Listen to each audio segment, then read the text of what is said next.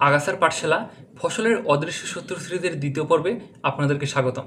এই পর্বে আমরা জানব বড় শ্যামা ঘাস সম্পর্কে। বড় শ্যামা ঘাস দেখতে অনেকটা ধান গাছের মতোই, তাই ধান গাছ থেকে এই ঘাসকে আলাদা করা অনেকটাই কষ্টকর। আমার হাতে এখন যে ঘাসটি দেখতে পাচ্ছেন এটি বড় শ্যামা ঘাস।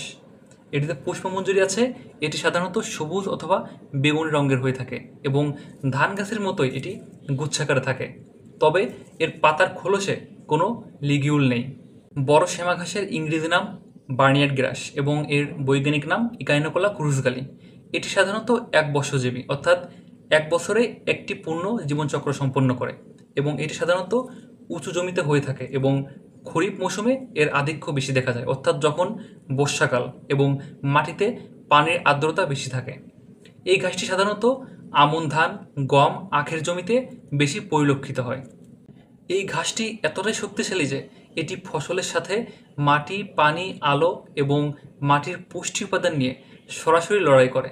বিশেষ করে ধানের জমিতে যখন এই ঘাসটি উপস্থিত থাকে তখন ধানের ফলন শতকরা 25 থেকে 40% পর্যন্ত কমে যেতে পারে। এছাড়াও এই ঘাসটি খুব দ্রুত বৃদ্ধি পায় এবং খুব কম সময়ের ভিতর ধান গাছের উপরে চলে যায়, যার ফলে পর্যাপ্ত আলোর অভাবে ধানের বৃদ্ধি কম হয়। এই ঘাসটিকে দমন করার জন্য আমাদের অতিরিক্ত পরিচর্যার প্রয়োজন পড়ে, যার ফলে অর্থ, শ্রম এবং সময় সবই ব্যয় হয়। এই ছিল বড় শ্যামা ঘাস সম্পর্কে। পরবর্তী পর্বে দেখা হবে অন্য নতুন একটি আগাছা নিয়ে। সবাই ভালো থাকুন। ধন্যবাদ সবাইকে।